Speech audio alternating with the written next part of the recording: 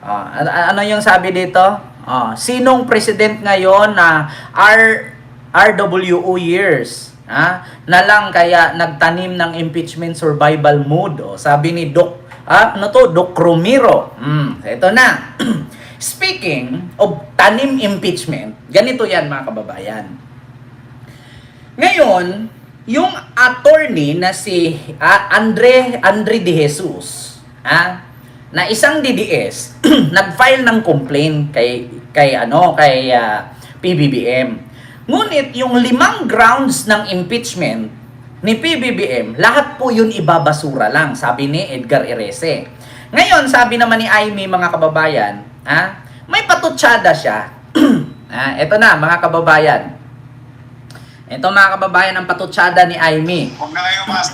Huwag na kayong umasa. Ito. Pakinggan yung patutsada ni Aimee, Ito ba yon? Hindi ito. Ang patutsada ni Aimee, mga kababayan, patungkol sa impeachment ni PBBM. Ito, pakinggan natin. Isa na naman drama series na mukhang tatagal ng 1 taon.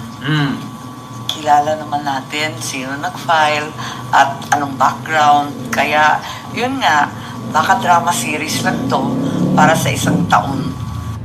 Isa na naman drama series na mukhang tatagal ng 1 taon.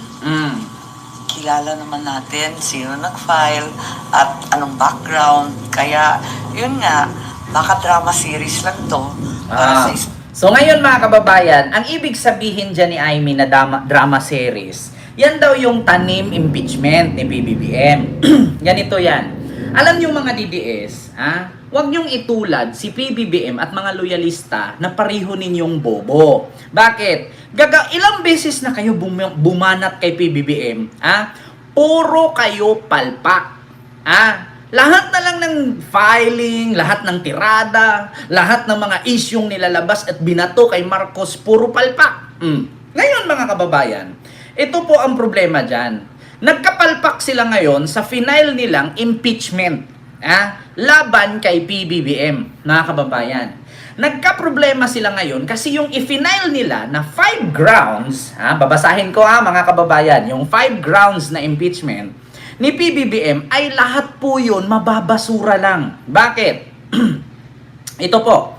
Number 1, respondent ordered and enabled the kidnapping of and surrender of former President Duterte sa ICC. Yung unang grounds, kaya daw ma-impeach si PBBM dahil kinidnap at sinurrender daw si Digong sa ICC. So anong kinalaman sa impeachment ni PBBM? Yung pag-aresto ni Digong sa ICC. Tapos haluan pa ng kidnap.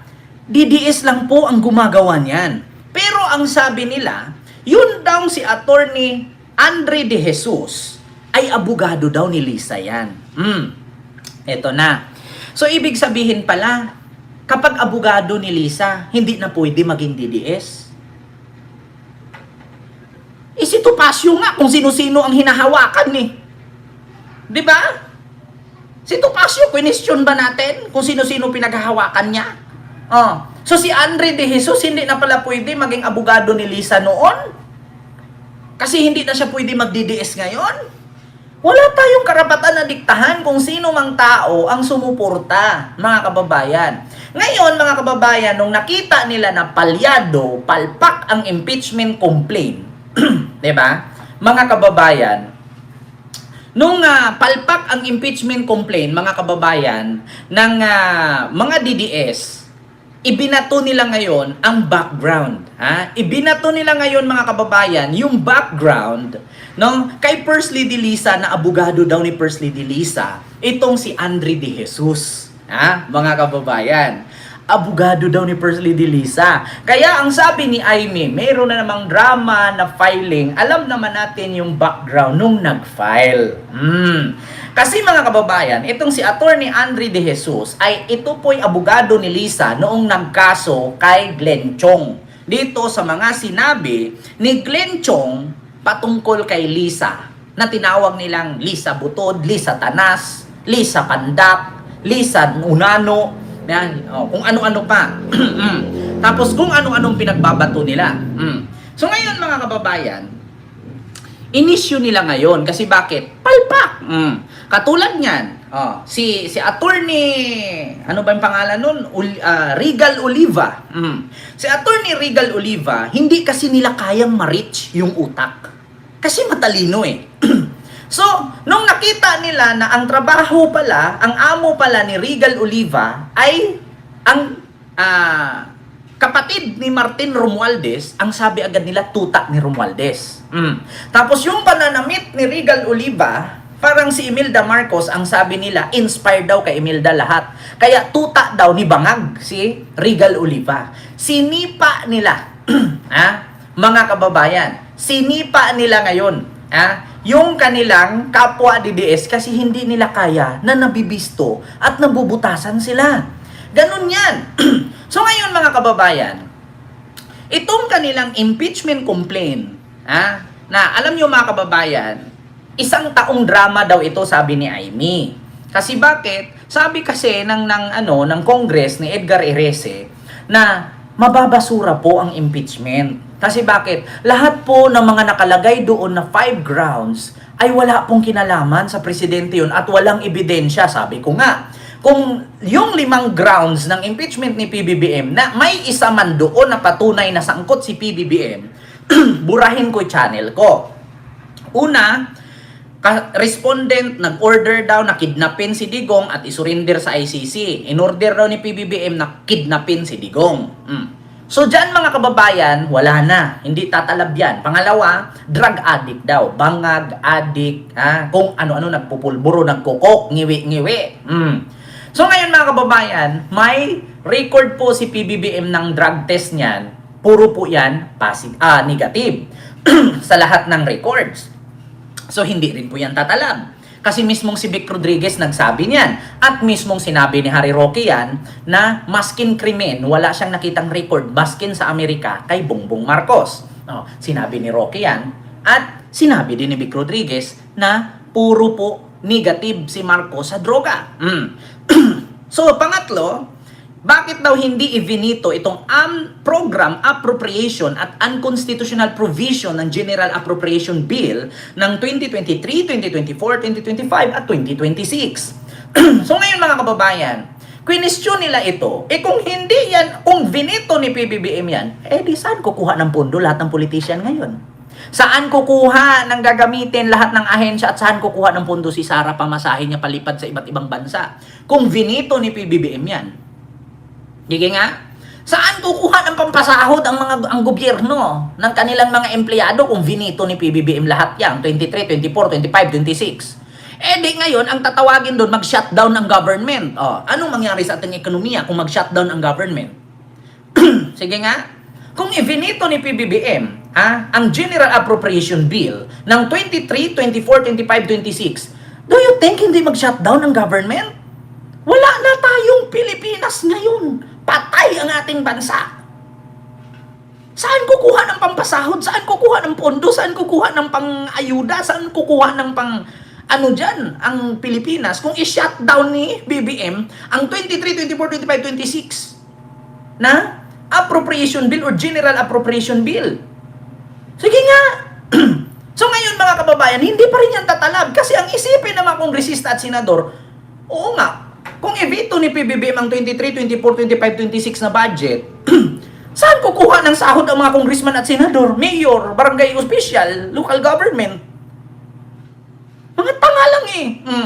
So, sunod mga kababayan, pang-5, respondent benefited from kickback arising from budget insertion and ghost flood control. So, nakatanggap daw ng kickback si PBBM. So ngayon, mga kababayan, kung si PBBM nakatanggap ng kickback, bakit si PBBM ang nanguna magpakulong sa mga kurap? Bakit si PBBM ang nangunguna magpaimbestiga sa mga magnanakaw? Kung tumanggap siya ng kickback, di kung ako ang engineer, kung ako ang DPWH secretary, di una kong ituro si Marcos. Kung si Marcos ang mastermind at siya ay nakatanggap ng kickback sa flood control, kung ako ngayon imbestigahan, di turo ko siya. Saan ka nakakita? Ikaw mastermind, ikaw nakatanggap, ikaw ang nag-utos ng investigasyon, tapos kasabwat ka at sangkot ka? Di makukulong ka rin. Tanga-tanga, di ba? Kaya mga kababayan, itong 5 grounds ng impeachment na i-final or inihain ng isang DDS, palpak kasi. Nung pumalpak, binato nila ngayon kay PBBM na drama daw ang filing kasi itong abogado na to ay dating abogado ni Lisa. Palpak ang filing, drama ng 1 year. Kasi sa totoo lang mga kababayan, may kasabihan tayo. 1 year, 1 impeachment lang. So, sa mga may magplanong mag-impeach, wala na. Kasi bakit? Ganyan din nangyari kay Sara, di ba? 4 ang nag-complain, 1 lang ang tinanggap. O, tapos unconstitutional. O, so nag-antay ng 1 taon. Di ba? So ngayon mga kababayan, yun ang sinabi nila. Palpak. Di ba? Palpak. Tapos ngayon, ibinabato. Palpak tapos ibinabato na drama daw ang filing ni PBBM. Si PBBM daw ang nag-utos na mag-file para tumagal ng 1 year, sabi ni Amy Marcos. Kung saan sinabi kasi ni Erese, mga kababayan, ito, pakinggan ninyo pakinggan ninyo mga kababayan ang sabi ni Erese. Ayan. Nung nalaman ng mga DDS na ang i-final nilang impeachment kay PBBM ay hilaw na hilaw at hindi pa ito. Sabi ni Erese Edgar Erese. Representative Edgar Erese. Ito. Hilaw na hilaw at hindi pinag-aralan at hindi nag-effort na kumuha ng mga ebidensya. Di ba? Yan ang sabi, mga kababayan. Hilaw na hilaw. Hindi pinag-aralan, at kumuha ng ebidensya. So, ang nangyari, palpak. Ngayon, nung pumalpak, anong sabi nila? Drama daw ni PBBM. Mga putang ina.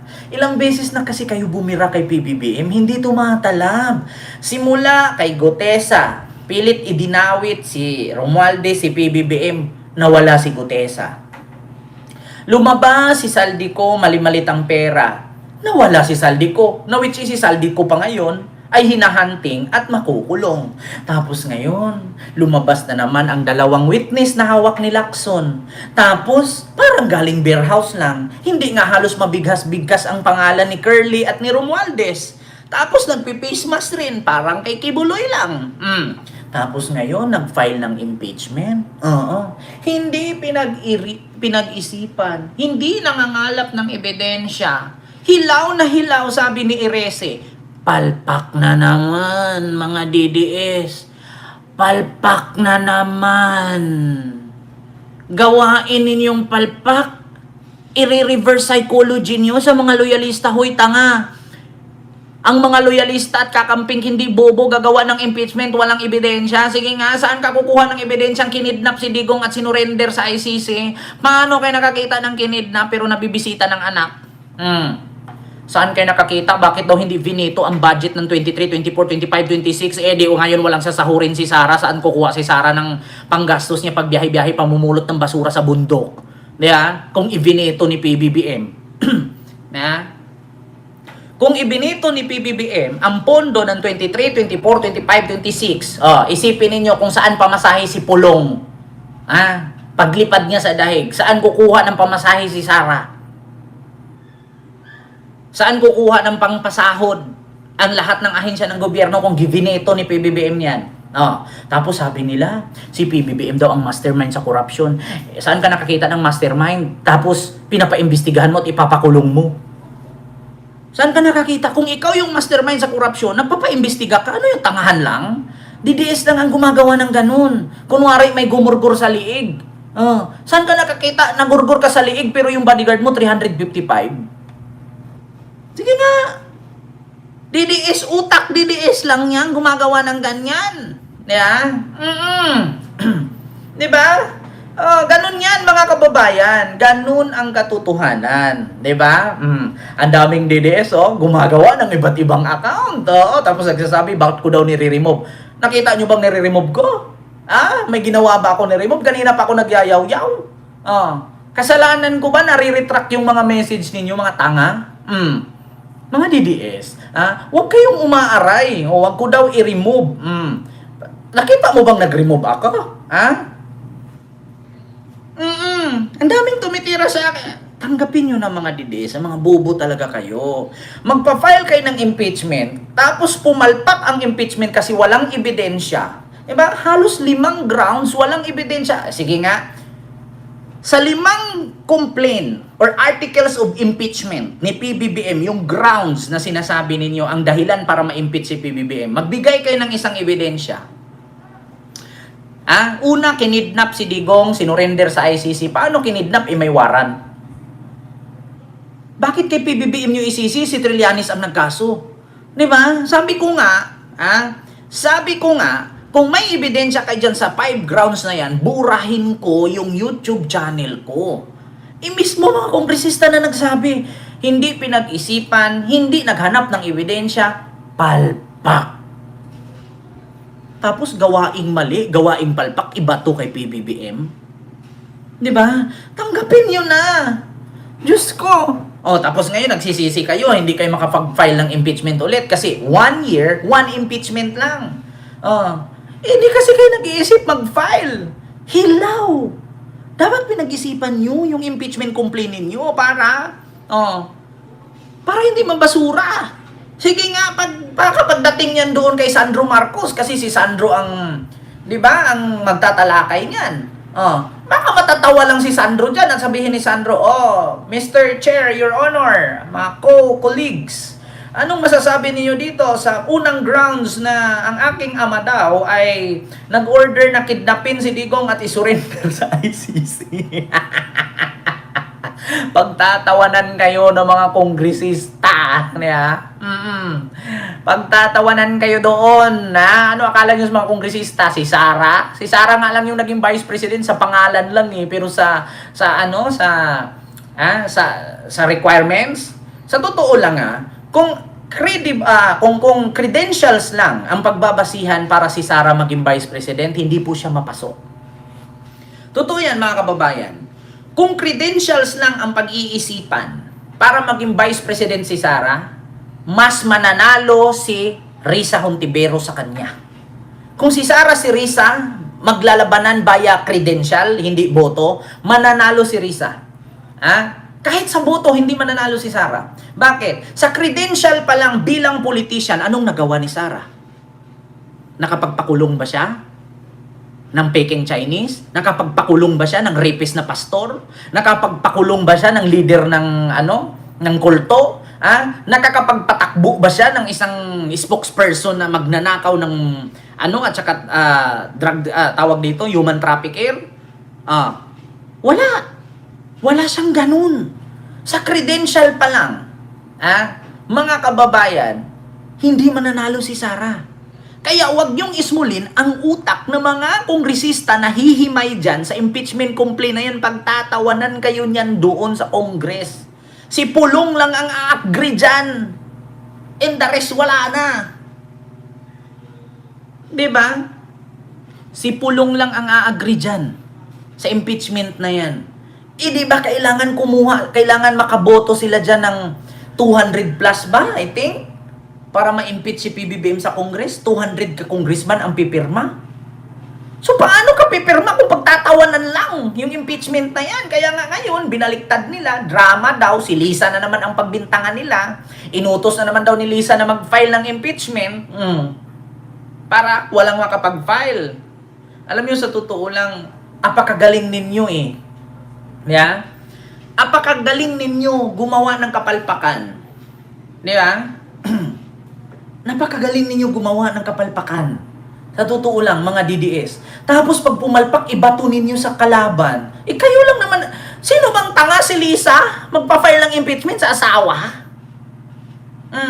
Sabi ni Amy, alam naman natin yung background ng nag-file Kilala naman natin. So ano akala mo, Amy? Sing bobo si Lisa sa'yo?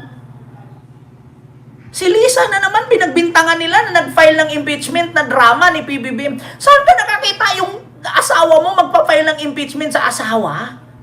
Kung natuluyan nyo na impeach yung asawa, di pagsisisi pa sila. Di ba? Sinong tanga? Di ba? Sinong tanga na asawa pagbibintangan mo magpa-file ng impeachment? Di ba? Sinong tanga? ngayon, tao daw ni Lisa, si Andre De Jesus.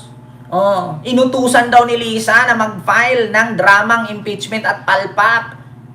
Aba, kahit panuorin nyo yung mga content ni Andre De Jesus, puro lahat pabor kay Digong. Tapos sasabihin ninyo, drama.